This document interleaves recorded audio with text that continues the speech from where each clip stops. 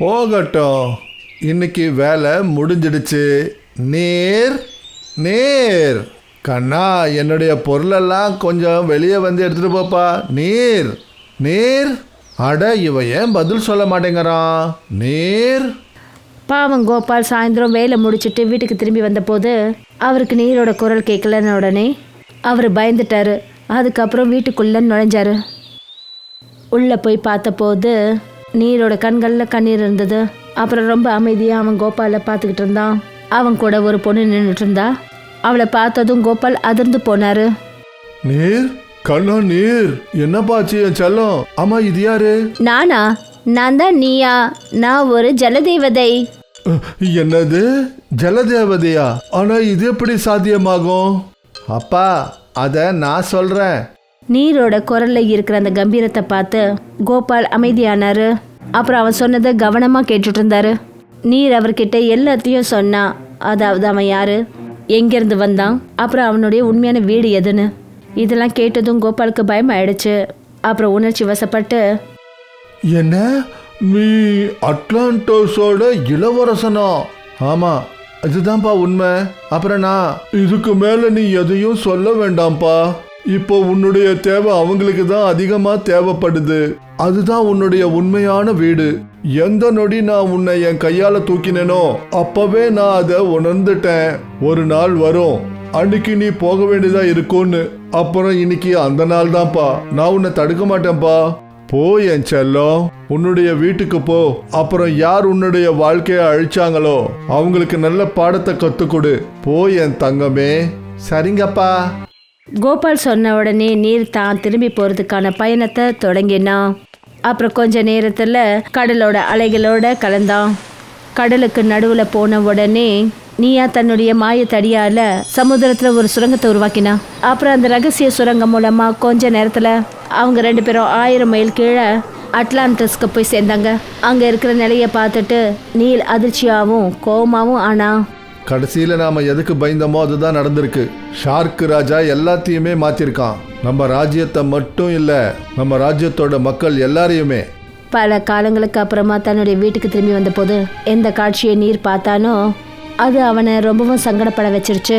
அவனுக்கு தன்னோட அப்பா அம்மா ஞாபகம் வந்தது. ஆனா வருத்தப்படுற விஷயம் என்னன்னா அவங்களோட ஞாபகார்த்தமா அட்லாண்டிஸ்ல எந்த ஒரு விஷயமும் இல்லை. எனக்கு புரியுது, நீ கோவமாவும் கவலையாவும் இருக்க. ஆனா இப்போ கோவப்படுறதுக்கான நேரம் இல்லை. இங்க நீ ஏதோ ஒரு நோக்கத்தோட வந்திருக்க. அதை நீ நிறைவேற்றணும். நாம இப்ப இந்த ராஜ்யத்தையும் இந்த மக்களையும் அந்த ராட்சசங்கிட்ட இருந்து முக்தி அடை செய்யணும். எனக்கு தெரியும் நான் இங்க எதுக்கு வந்திருக்கேன்னு. வா, நாம இப்போ வேலையை ஆரம்பிப்போம். ஆனா எந்த ஒரு வேலையையும் ஆரம்பிக்கிறதுக்கு முன்னாடி உனக்கு ஒருத்தவங்களை அறிமுகப்படுத்தணும். அட்லாண்டிஸ் போன உடனே நீர் ரொம்பவும் ஆர்வத்தோட தன்னுடைய வேலையை ஆரம்பிக்கணும்னு நினைச்சான். அங்க ராஜ்யத்தோட பழைய சேவகர்கள் அப்புறம் ராஜாவோட விசுவாசிகளோட போய் சேர்ந்தான். ராஜாவோட விசுவாசிகளே, நீங்க என்கிட்ட ஒப்படைச்ச வேலைய அதை நான் செஞ்சுட்டேன். இந்த ராஜ்யத்தோட உண்மையான வாரிசு நீர் திரும்பி வந்துட்டாரு. சேவகர்கள் நீயா சொன்னதை கேட்டதும் அவங்க பின்னாடி திரும்பி பார்த்தாங்க. ரொம்பவும் சந்தோஷப்பட்டாங்க, அழ ஆரம்பிச்சாங்க. கடைசியில என்னுடைய உழைப்பு வெற்றி அடைஞ்சிடுச்சு. நீங்க திரும்பி வந்துட்டீங்க. நீங்க நிஜமாவே திரும்பி வந்துட்டீங்க. மன்னிக்கணும், ஆனா நீங்க யாருங்க? எனக்கு இங்க இருக்கிறவங்க யாரையுமே தெரியாது. நான் அவன்தான். ராஜாவின் உத்தரவுப்படி கடலுக்கு அந்த பக்கமா நான் உங்களை மனிதர்களுக்கு நடுவுல விட்டுட்டு வந்தேன். சொல்ல போனா நான் உங்க கூடவே இருந்திருக்கணும். ஆனா அந்த சமயத்துல கடல்ல மகா யுத்தம் ஆரம்பிச்சிடுச்சு. எனக்கு ராஜ்யம் அப்புறம் ராணிய பத்தின கவலை வந்துடுச்சு. அதனால அங்க இருந்த ஒரு மீனவனை பார்த்த உடனே நான் உங்களை அங்க விட்டுட்டேன். ஆனா என்னுடைய கொடுமையான நேரத்தை பாருங்க. என்னால ராஜாவையும் ராணியும் காப்பாற்ற முடியல. என்ன? ஆமா இளவரசரே, அவங்க 2 பேரும் இப்ப இந்த உலகத்துல இல்ல. அன்னையில இருந்து இன்ன வரைக்கும் நான் ஷார்க் ராஜா கிட்ட இருந்து மறைஞ்சு இங்க ஒரு ரகசிய படைய தயார் பண்ணி வச்சிருக்கேன். அது நேரம் வரும்போது ஷார்க் ராஜாவோட ராஜ்யத்தை ஒண்ணு இல்லாம பண்ணிடும்.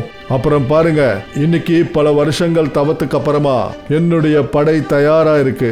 ஆனா இந்த படை காத்துக்கிட்டே இருந்ததுக்கு ஒரே ஒரு காரணம் தான், உங்களுடைய வரவுக்காக. ஆனா நீயா அந்த காத்திருந்த நேரத்தை கூட முடிச்சிட்டான்.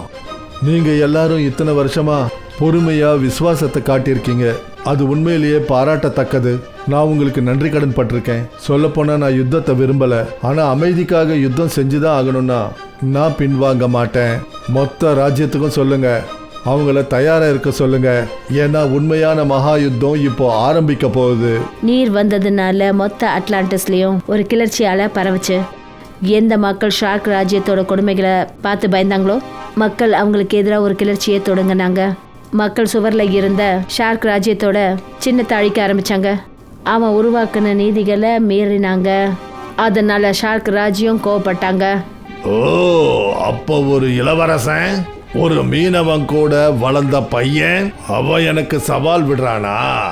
எவ்வளவு அப்பாவியா இருக்கான் அவன் யாரை எதிர்க்கிறான்றது அவனுக்கு தெரியல போல இருக்கு. நான் ஷார்க் ராஜ், அவனை என் சிம்மாசனத்துக்கிட்ட கூட நெருங்க விட மாட்டேன். 2 பக்கமும் தீ எரிய ஆரம்பிச்சது. நீலும் பழைய வீரர்களும் ஜல கவச்சத்தை எடுத்தாங்க. கடல்ல மறைக்கப்பட்ட அஸ்திரங்கள் வெளியே வந்தது.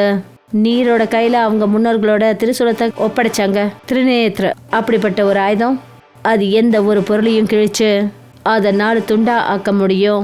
கூடவே அவனோட படையில பெரிய பெரிய மீன் படைகளும் சேர்ந்தாங்க. அதாவது பெரிய ஆக்டோபஸ், பெரிய ஆமைகள், நீல நாகங்கள், ரொம்ப பழசான ரொம்பவே பலசாலியான ஆப்பி, அவங்க எல்லாரும் நீர் கூட இருந்தாங்க. அவங்க முன்னாடி ஷார்க் ராஜ்யம் நீடிச்சு நிற்கிறது சாத்தியமில்லை. அப்புறம் மெல்ல மெல்ல அந்த யுத்த நாளும் வந்தது. மகா யுத்தம் அட்லாண்டிஸ்டுக்கு வெளியே நீர் சருங்கிற மைதானத்தில் நடந்தது. அங்கே நீரோடைகள் ஒன்னோட ஒன்று மோதிக்க ஆரம்பிச்சது. அங்கே ஷார்க் ராஜ் அப்புறம் நீர் எதிரெதிர படைகளோடு நின்றுட்டு இருந்தாங்க. கடைசியில நாம ஒருத்தருக்கு ஒருத்தர் நேருக்கு நேர் வந்துட்டோம். ஆனா இந்த யுத்தம் ஆரம்பிக்கிறதுக்கு முன்னாடி நான் உங்க எல்லார்கிட்டையும் ஒன்று சொல்லிக்க விரும்புறேன். இந்த ராஜ்யம் என்னோடது இல்லை, எல்லாருக்குமே சொந்தம். நீங்க எல்லாரும் எனக்கு சொந்தம், நான் உங்களுக்கு சொந்தம். பல காலங்களா எந்த ஒரு விரோதி நம்ம இந்த பவித்திரமான ராஜ்யத்தை தன்னுடைய மூர்க்கத்தனமால பவித்திரம் இல்லாமக்கிட்டான். இப்போ அவனுடைய கொடுமைகளுக்கு பதில் சொல்ல வேண்டிய நேரம் வந்துருச்சு. அதனால ஒன்னா இருங்க, அப்புறம் அமைதிக்காக இந்த யுத்தத்தை ஆரம்பிப்போம். நீல் இப்படி உத்தரவு கொடுத்த உடனே வீரர்கள் எல்லாரும் ஒருத்தரோட ஒருத்தர் மோதிக்க ஆரம்பிச்சாங்க. ஷார்க் ராஜா தன்னோட ஆயிரக்கணக்கான வீரர்களை அனுப்பி வச்சாரு. ஷார்க் வீரர்கள், நண்டு படையினர்கள். ஆனா வருஷ காலமா வடியாட துடிச்சிட்டு இருந்த ஜனங்க மற்றும் பழைய படை வீரர்களுக்கு முன்னாடி ஷார்க் ராஜ படைகள் வலிமையை இழந்துட்டு இருந்தது.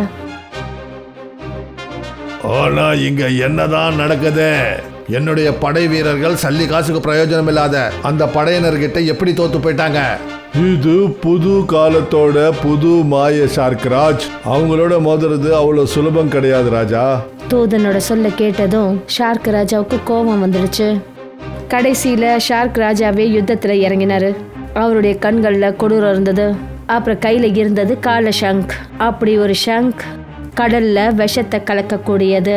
ஷார்க் ராஜ் பார்த்துட்டு இருந்தான். நீர் தன்னுடைய திருசுரத்தால தன்னுடைய எதிரிகளை தாக்கிக்கிட்டு இருந்தான். அது அவங்கள அழிச்சுக்கிட்டு இருந்தது. நீர், நீ யாரா வேணாலும் இருந்துட்டு போ, ஆனா இன்னைக்கு உன்னுடைய முடிவு நிர்ணயமாயிடுச்சு. கால் ராஜா கால சங்கத்தை ஊத ஆரம்பிச்சான். அப்புறம் குழப்பம் ஆயிடுச்சு. அந்த கால சங்க்ல இருந்து நீல விஷவாயு வெளியே வர ஆரம்பிச்சது. அப்புறம் ஒரு நொடிக்குள்ள அந்த விஷவாயு சமுத்திரத்துல கலக்க ஆரம்பிச்சது. அதனால நீரோட படைகள் பலவீனமா ஆக ஆரம்பிச்சது, இறந்து போக ஆரம்பிச்சாங்க. ஆனா ஷார்க் ராஜ் அப்புறம் அவங்களுடைய படைகள் மேல அந்த விஷம் எந்த ஒரு பாதிப்பும் ஏற்படுத்தல. இல்ல, இப்படி நடக்கவே கூடாது. நீ எங்களை ஜெயிக்க முடியாது. ஷார்க் ராஜா ஜெயிக்கவே கூடாது. நான் அப்படி நடக்க விட மாட்டேன்.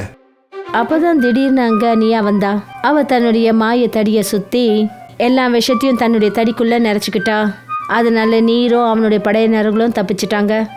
இல்ல, அப்படி நடக்கவே கூடாது. மன்னிச்சிடுங்க ஷார்க் ராஜ். ஏன்னா இந்த சமயத்துல நீங்க கத்தக்கூடாது. ஓடுறதுக்கான நேரம். அந்த நீர் ரொம்பவே பலசாலியானவன். அதனால இப்போ யுத்தம் பண்றதை விட இங்க இருந்து ஓடுறது தான் நல்லது. தூதன் சொன்னதை கேட்டுட்டு ஷார்க் ராஜ் யோசிக்க ஆரம்பிச்சான். அப்புறம் கொஞ்சமும் நேரத்தை கடத்தாம அங்கேருந்து ஓட ஆரம்பிச்சான். அப்பதான் நீர் திரிசூலை எடுத்தான். அப்புறம் உரத்த தோரணையில சொன்னான், இந்த சமுத்திரம் என்னுடையது, அப்புறம் நான் அதோட இது. இதனுடைய சமநிலையை யார் அழிக்க நினைக்கிறாங்களோ அவங்க தப்பிக்கவே முடியாது. நீர் வேகத்தோட அந்த திரிசூலத்தை ஷார்க் ராஜை நோக்கி செலுத்தினான். அப்புறம் அதிசயம் நடந்தது. நீரோட திரிசூலம் அந்த கடல் அலைகளையும் தாண்டிக்கிட்டு கடைசியில ஷார்க் ராஜோட நெஞ்ச குத்துச்சு. அங்க ஷார்க் ராஜ் அழிஞ்சு போனா. நான் சாதிச்சிட்டேன், நாம ஜெயிச்சிட்டோம் நண்பர்களே, நாம ஜெயிச்சிட்டோம். கடைசியில நீர் சொன்னதை கேட்டுட்டு எல்லாரும் சந்தோஷத்துல துள்ளி குதிச்சாங்க. ஷார்க் ராஜ்யத்தோட தோத்து போன படைகள் நீரோட படையினர்களோட சேர்ந்துட்டாங்க. அதோட ஷார்க் ராஜாவோட தூதுவனும் கூட. ஒரு வழியா பல காலங்களா நடந்த கொடுமைகள் நின்னுது. அப்புறம் அட்லாண்டிஸ்டுக்கு தன்னுடைய உண்மையான வாரிசு கிடைச்சது.